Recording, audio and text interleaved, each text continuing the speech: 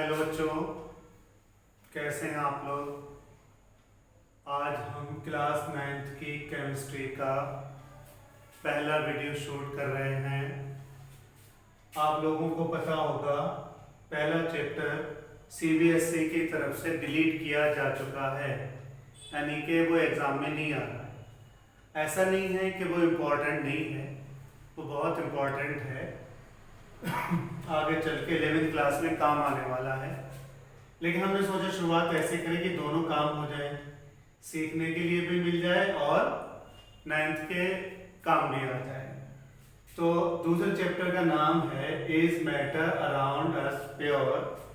इसका मतलब क्या हुआ कि हम इसमें कुछ ऐसा सीखेंगे केमिस्ट्री के एतबार से कि प्योर क्या होता है और इम्प्योर क्या होता है। ठीक है, आप लोग घर में अक्सर सुनते होंगे, मम्मी डैडी आपके जिक्र करते होंगे कि भाई फलाने भाई दूध देते थे वो प्योर था, फलाने जगह का जो दूध मिलता है वो अच्छा है। तो वहाँ पर खालिस प्योर ये दूसरे टर्म में सोचते हैं। केमिस्ट्री के एतबार से प्योर एंड प्योर की मीनिंग जो है वो केमिस्ट्री में डिफरेंट होती है। क्या आप गैस कर सकते हैं दिन भर में हम कितनी चीज़ें प्योर और इम्प्योर इस्तेमाल करते हैं।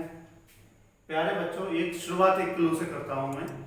आपने कभी देखा कि हम जो लोहे की चीजें इस्तेमाल करते हैं वो कभी भी प्योर लोहे की नहीं होती। चलिए खैर, मुझे तारिक कहते हैं, मैं केमिस्ट्री टीचर हूँ। एक्चुअली ये मेरे स्कूल के बच्चों की डिमांड थी, तो मैंने क्यों ना कुछ और का फायदा हो जाए। तो ये मेरा वीडियो मेरे स्कूल के बच्चों के नाम डेडिकेटेड है, लेकिन अगर मैं कुछ अच्छा कर पाऊँ तो और बच्चों के काम आ सकूँ तो मुझे खुशी होगी। तो चलिए शुरू करते हैं। तो प्योर इम्प्योर है ना, तो केमिस्ट्री के एतबार से नोट करें, pure chemical substances are those which are made up of only one kind of particles, only one kind of particles.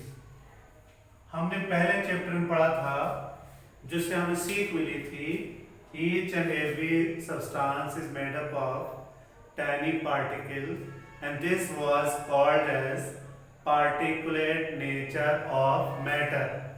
What? Particulate nature of matter। लेकिन हमने वहां पर ये नहीं सीखा ये पार्टिकल्स क्या क्या हो सकते हैं। ये चैप्टर में जानने की हम कोशिश करेंगे। So only those substances which are made up of only one kind of particles are called as pure chemical substances। और इसके लिए बढ़िया एग्जाम्पल है एलिमेंट्स एंड कंपाउंड्स।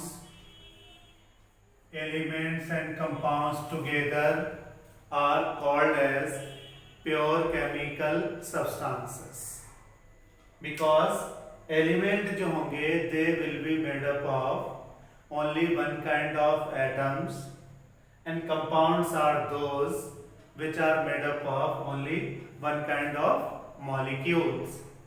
एलिमेंट्स में भी हो सकता है जो अब हम देखने वाले हैं आगे, लेकिन एक बात याद रखने की है जो पहले चैप्टर की शुरुआत हो रही है कि एलिमेंट्स और कंपाउंड्स को दोनों को मिला के क्या कहते हैं, pure chemical substance. Pure chemical substance क्यों कहते हैं?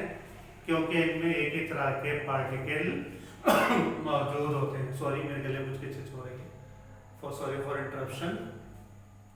सो element and compounds are pure chemical substances.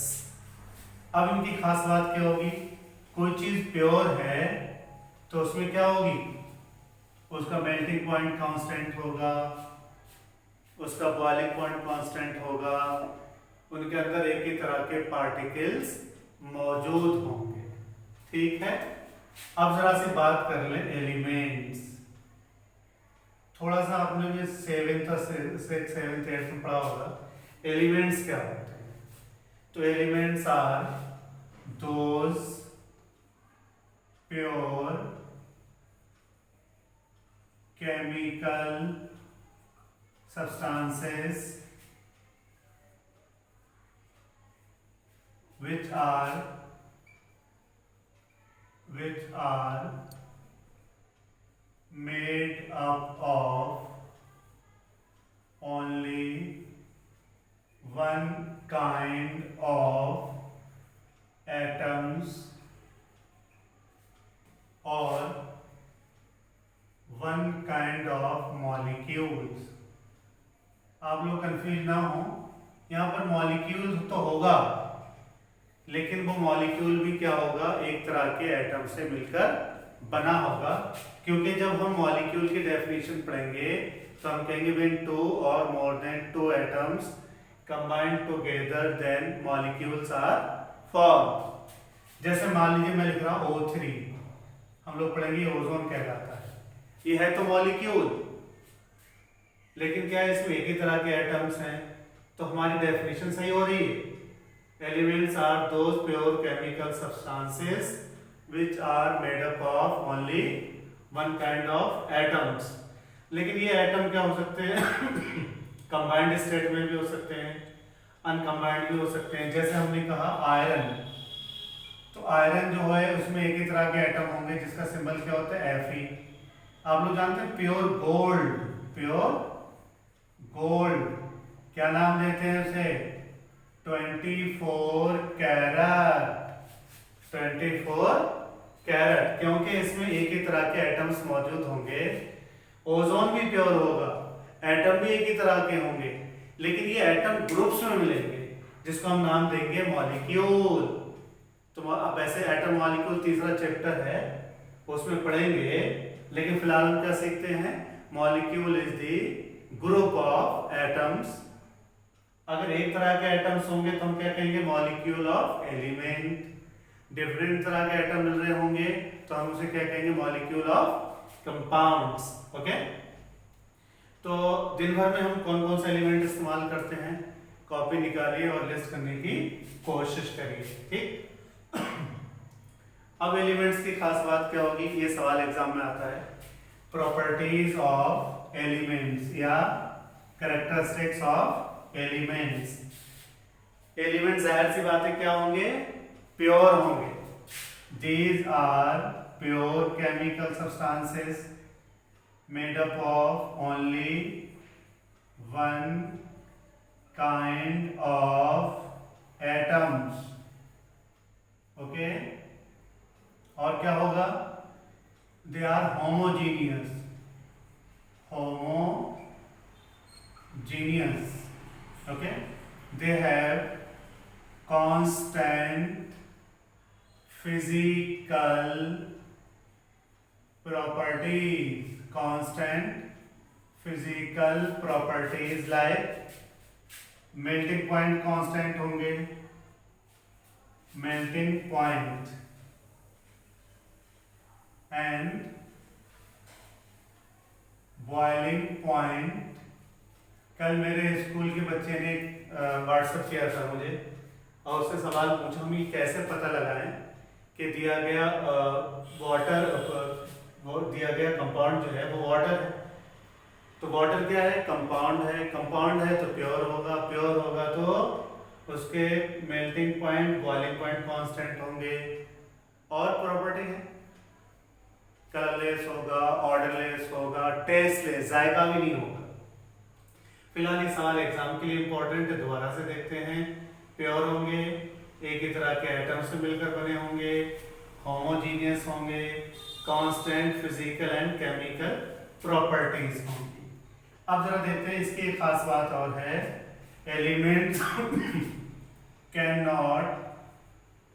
cannot be broken into simpler substances, cannot be broken into simpler substances।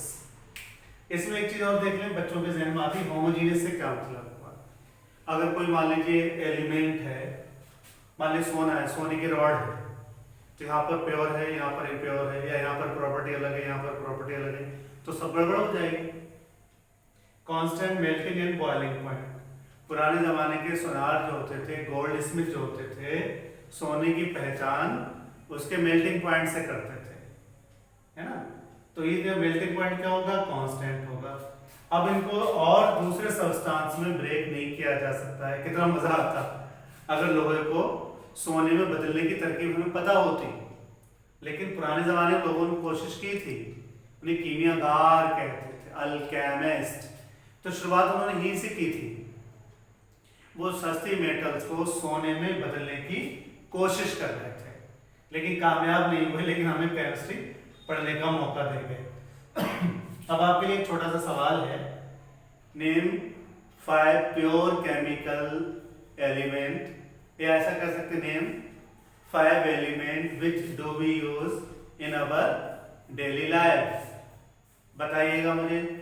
तो कौन कौन से हो सकते हैं? गोल्ड। गोल्ड क्या होता है? जो प्योर गोल्ड होता है उसको 24 कैरेट गोल्ड कहते हैं। ऐसे प्योर आयरन होता है उसको रॉड आयरन कहते हैं। ब्लिस्टर कॉपर होता है, प्योर होता है।